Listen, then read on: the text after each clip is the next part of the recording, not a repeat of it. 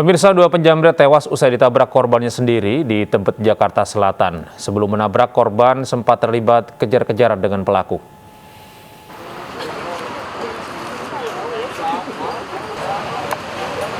Warga berkerumun di lokasi tewasnya dua penjamret di Tebet, Jakarta Selatan. Kedua pelaku ini tewas mengenaskan dengan kondisi motor yang rusak parah. Sebelumnya, mereka terlibat kejar-kejaran usai menjamret ponsel seorang sopir taksi online. Sopir yang tak terima kemudian mengejar motor pelaku dan menabraknya di Jalan Abdullah Safei, Tebet. Akibatnya, motor pelaku hilang kendali dan menabrak tiang listrik serta tempat sampah. Tiba-tiba HP saya diambil. Oh, HP diambil. Tiba HP diambil. Dari arah mana, Bang? Dari arah Minangkabau. Dari arah Minangkabau. Dari arah Minangkabau, terus dia kenceng, saya kejar, dia belok ke arah sini, saya kejar. Di dekat pertigaan itu saya sempat tabrak, tapi dia ngegas lagi, kabur. Dia akhirnya belok kiri sini. Sempat melanin kecepatan, tapi nggak pelan-pelan banget. Setelah itu saya tabrak, udah, dia mental. Petugas gabungan dari Polsek Tebet dan Polres Jakarta Selatan memasang garis polisi dan melakukan olah tempat kejadian perkara. Guna kepentingan otopsi, jenazah kedua pelaku dibawa ke RSCM Jakarta. Dari Jakarta, Miftahul Gadi, iNews melaporkan. Subdit Jatanras Polda Sumatera Selatan meringkus sindikat pencuri sawit di kawasan Bayung Lincir, Sumatera Selatan. Sementara itu, seorang terduga pencuri di Garut, Jawa Barat dikubur hidup-hidup di kaki Gunung Cikuray oleh warga.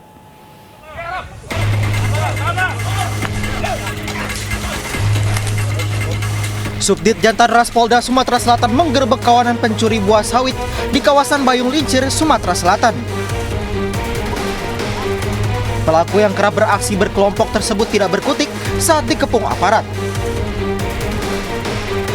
Sindikat pencuri buah sawit ini tertangkap tangan sedang memanen buah milik PT Lon Sumbangsang Bayung Lincir.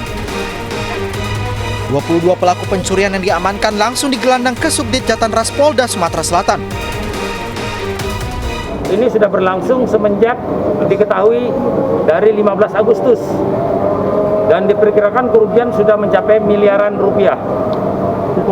Dari pihak pemilik lahan dengan pelaku yang jumlahnya banyak akan berisiko sehingga melaporkan ke kita, melaporkan ke Polda dan kita tindak lanjuti.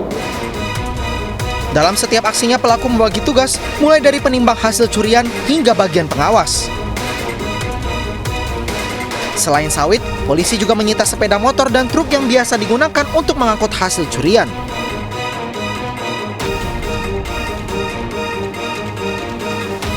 Dari Palembang, Sumatera Selatan, Firdaus, iNews melaporkan.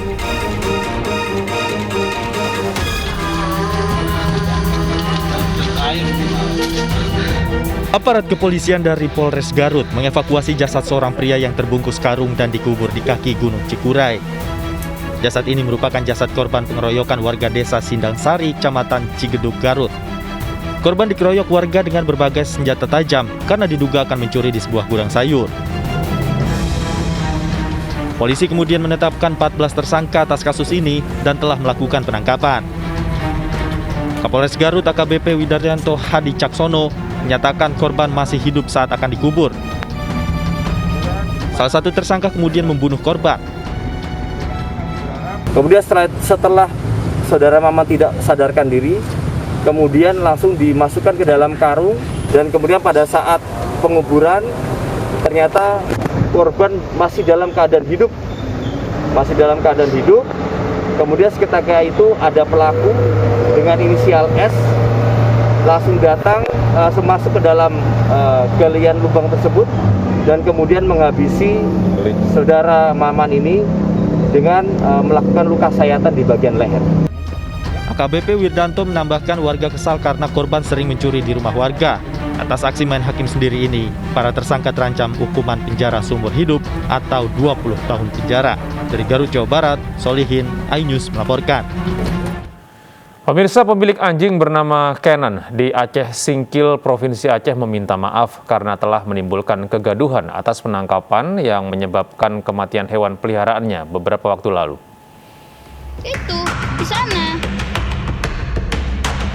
Pria bernama Willy yang merupakan pemilik anjing bernama Kenan yang sedang viral karena mati usai ditangkap Satpol PP meminta maaf ke publik. Willy meminta maaf gara-gara unggahan adiknya di media sosial telah membuat gaduh. 1. Memohon maaf kepada segenap masyarakat Pulau Banyak dan Aceh Singkil, pada umumnya kepada Muspika, Camat, Kapolsek, dan Ramil, dan Posal, dan Kepala Mukim, kepada Bapak Bupati Aceh Singkil beserta segenap jajaran dan unsur Muspida.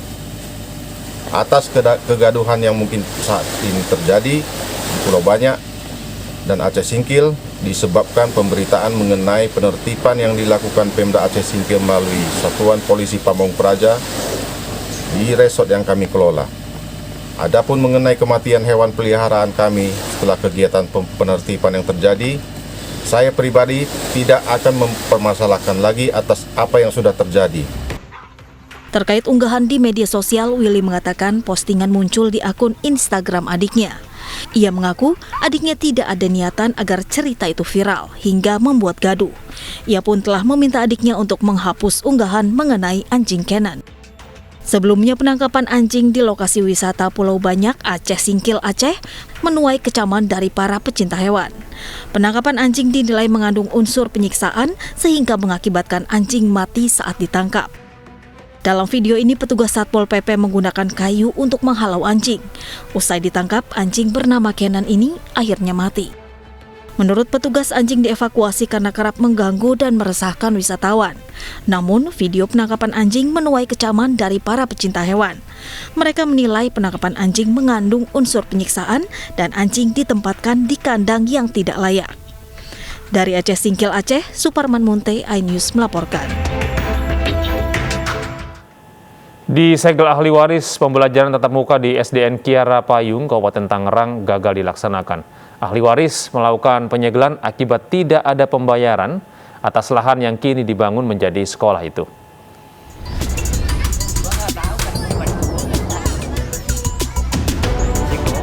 Dalam video amatir warga, aktivitas sekolah dasar negeri Kiara Payung tak bisa dilakukan seperti biasa akibat sengketa lahan dengan warga yang mengklaim menjadi ahli waris. Penyegelan ini dilakukan oleh pihak ahli waris lantaran sekolah yang berada di tengah permukiman warga adalah milik ahli waris usai menang melalui sidang di pengadilan negeri. Akibat penyegelan ini, ratusan siswa yang akan mengikuti pembelajaran tatap muka terbatas di sekolah dasar tersebut gagal terlaksana. Sekolah, saya juga bingung anak saya kalau seandainya sekolah tutup kayak gini, udahan kemarin habis corona ya. Sekolahnya libur lama panjang gitu ya, udah mau mulai normal, keadaannya kayak gini. Muhyiddin ahli waris menyatakan dalam perkara ini, ahli waris menggugat pemerintah Kabupaten Tangerang yang telah membangun sekolah di atas lahan kurang lebih 3.000 meter. Kami tuntutannya agar Pemda melakukan ganti rugi, Pak. Karena selama ini kita kan namanya tanah udah 45 tahun sejak awal berdirinya ini tanpa ada koordinasi dengan pihak warga. Sementara Sekretaris Daerah Kabupaten Tangerang menyatakan tak ada upaya pemerintah untuk menghindar dari kewajiban yang diputus oleh pengadilan, namun ada mekanisme serta prosedur dalam penggunaan anggaran. Maka kami dari Pemda menghormati putusan ini, kedua institusi hukum ini, sekaligus juga merespon untuk merencanakan pelaksanaan penganggaran appraisal tanah yang di proses hukum tersebut. Artinya tanah yang dipakai digunakan untuk kepentingan proses belajar mengajar SDN Kiara Payung, Kecamatan Paku Haji. Pemerintah Kabupaten Tangerang memastikan akan membayar lahan SD Negeri Kiara Payung yang disegel paksa oleh ahli waris almarhum Miing bin Rasiun. Namun pembayaran harus menunggu proses apresial dan pengesahan APBD. Dari Kabupaten Tangerang, Banten, Aimarani, iNews melaporkan. Pemirsa, sejumlah pendemo menolak intervensi proses Pilkada Kabupaten Yalimo, Papua di depan gedung Mabes Polri Jalan Trunojoyo, Jakarta. Mereka membawa spanduk yang berisi berbagai tuntutan. Para demonstran yang menyuarakan tuntutannya mendapatkan pengamanan dari polisi. Para demonstran dari Aliansi Masyarakat Bersatu menolak intervensi aparat dalam proses Pilkada Kabupaten Yalimo, Papua tahun 2020-2021. Perwakilan pendemo kemudian berdialog dengan Humas Mabes Polri untuk menyampaikan aspirasinya. Usai berdialog menyampaikan tuntutannya, para pengunjuk rasa membubarkan diri. Jadi kami nggak mau intervensi, teman kami mau menyatakan bahwa mari kita taat asas, kita ikuti aturan. Loh, kalau kami punya klien, memang dia bersalah, ya silakan, gitu. Tapi cara-cara yang dilakukan itu adalah cara-cara yang tidak elegan. Maka itu Ratusan orang berkerumun di sebuah kafe di kawasan Jalan Pasteur, Bandung saat petugas gabungan menggelar razia PPKM. Petugas kemudian menyegel dan menutup sementara kafe sebagai sanksi.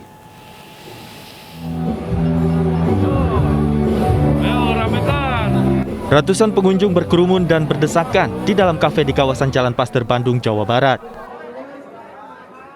Petugas yang datang langsung mengimbau dan membubarkan seluruh pengunjung kafe. Petugas juga menyegel dan menutup sementara kafe sebagai sanksi. Petugas merazia 7 tempat hiburan malam di Bandung. Dan saat petugas datang, pihak tempat hiburan malam menutup rapat pagar untuk mengelabui petugas. Petugas yang curiga terpaksa memanjat pagar setinggi 4 meter untuk dapat masuk.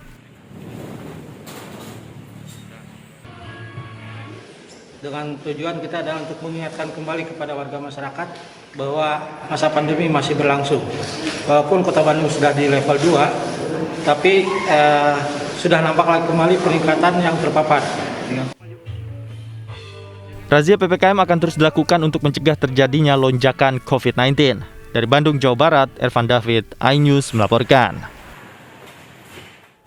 Kemenkes merespon instruksi Presiden Jokowi terkait penurunan harga tes PCR menjadi Rp275.000 untuk Jawa Bali dan Rp300.000 untuk luar Jawa Bali. Tes PCR akan menjadi syarat perjalanan di seluruh moda transportasi di Indonesia.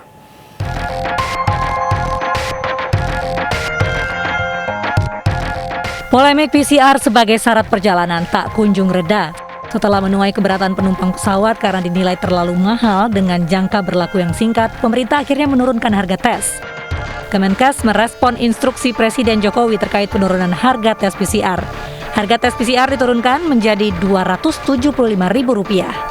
Dari hasil evaluasi, kami sepakati bahwa batas tarif tertinggi pemeriksaan real-time PCR diturunkan menjadi Rp275.000 untuk daerah Pulau Jawa dan Bali, serta sebesar Rp300.000 untuk luar Pulau Jawa dan Bali.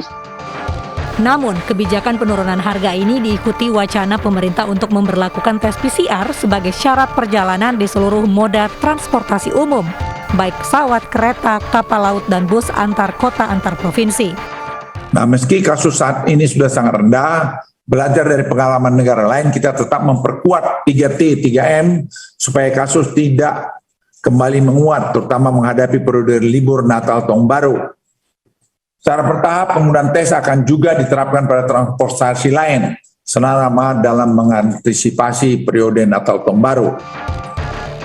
Sementara Yayasan Lembaga Konsumen Indonesia (YLKI) menilai pemerintah akan kesusahan mengawasi transportasi pribadi, sehingga kebijakan tes PCR dinilai tidak relevan dan diskriminatif. Bayangkan kalau itu kemudian nanti penumpang bis atau penumpang kereta api akan diterapkan PCR. Nanti tarif bisnya jauh lebih murah dibanding tarif PCR itu sendiri. Kecuali pemerintah bisa mensubsidi atau memberikan murah kepada harga tes PCR itu. Nah, kalau tidak, maka wacana itu harus kita tolak. Meski harga tes diturunkan, penetapan PCR sebagai syarat perjalanan masih cukup memberatkan. Salah satu alasannya adalah warga masih kesulitan untuk mengakses layanan tes PCR. Tim Liputan iNews melaporkan. Pemerintah menetapkan cuti bersama Natal 24 Desember ditiadakan. Penghapusan cuti bersama untuk mencegah meningkatnya kasus COVID-19 pada akhir tahun. Dalam rapat koordinasi persiapan angkutan Natal 2021 dan Tahun Baru 2022, Menko PMK Muhadjir Effendi menegaskan bahwa pemerintah ingin menekan sedikit mungkin pergerakan masyarakat pada akhir tahun. Sebab akhir tahun dikhawatirkan akan menjadi gelombang ketiga COVID-19 menyusul adanya libur Natal dan Tahun Baru. Terlebih, kasus COVID-19 di Indonesia jumlahnya tengah menurun. Muhadjir juga mengimbau pada masyarakat agar tidak pulang kampung atau bepergian apabila tidak ada kepentingan mendesak pada libur akhir tahun 2021.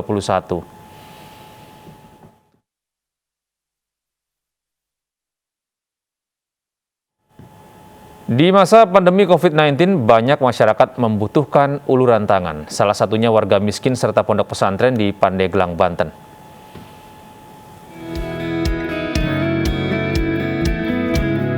Masyarakat miskin serta pondok pesantren di Pandeglang, Banten mendapatkan bantuan di masa pandemi COVID-19. Pembangunan dan perbaikan sanitasi dilakukan untuk memenuhi kebutuhan warga dan santri. Bambu semua. Ya, bambu semua. Nah, sekarang ini kan udah batu ya Pak ya? Iya. Perasaannya gimana nih Pak udah dibangunkan rumah Pak? Perasaan bunga sekali. Senang ya Pak ya? Senang. Dipilihnya daerah desa Sukaseneng, Kecamatan Cikesik, Pandeglang, Banten ini karena banyaknya warga yang kurang mampu dan juga banyaknya pondok pesantren yang kurang terawat. Meningkatkan indeks pembangunan manusia melalui program-programnya, terutama adalah program pendidikan, kemudian juga program kesehatan, program ekonomi, dan program sosial kemanusiaan. 12 pesantren, 1 masjid dan musola, serta perbaikan beberapa fasilitas untuk warga telah diwujudkan sehingga dapat membantu warga di masa pandemi COVID-19. Dari Pandeglang, Banten, Iskandar Nasution, iNews melaporkan. Sejumlah daerah di Sulawesi Selatan kembali menerapkan pemberlakuan pembatasan kegiatan masyarakat atau PPKM level 3. Hal itu dikarenakan target vaksinasi COVID-19 belum tercapai.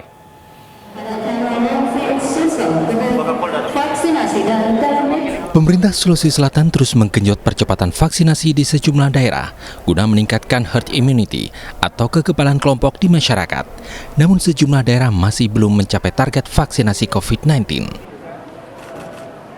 Hal ini pun berimbas dengan peningkatan status PPKM daerah tersebut ke level 3. Setidaknya 17 kabupaten di kota Provinsi Sulawesi Selatan kembali menerapkan PPKM level 3. Pelaksana tugas Gubernur Sulawesi Selatan Andi Sudirman Sulaiman menyatakan kebijakan tersebut diambil berdasarkan aturan pemerintah pusat yang menerapkan indikator penerapan PPKM kabupaten dan kota sesuai cakupan vaksinasi dosis pertama kurang dari 40%. Makanya target vaksin nanti ini kita hari Senin ada rapat jajaran Forkopimda bersama kepala daerah, termasuk kita akan undang langsung kabupaten-kabupaten yang masih masuk dalam 10 besar terbawah untuk kemudian kita sinergi mencari opsi-opsi untuk dalam rangka percepatan target sesuai dengan amanah dari Bapak Presiden ya. Oke. Meski demikian, kabupaten dan kota yang masuk PPKM level 3 tetap bisa beraktivitas, namun tetap menerapkan protokol kesehatan ketat sesuai aturan pemerintah. Tim Liputan iNews melaporkan.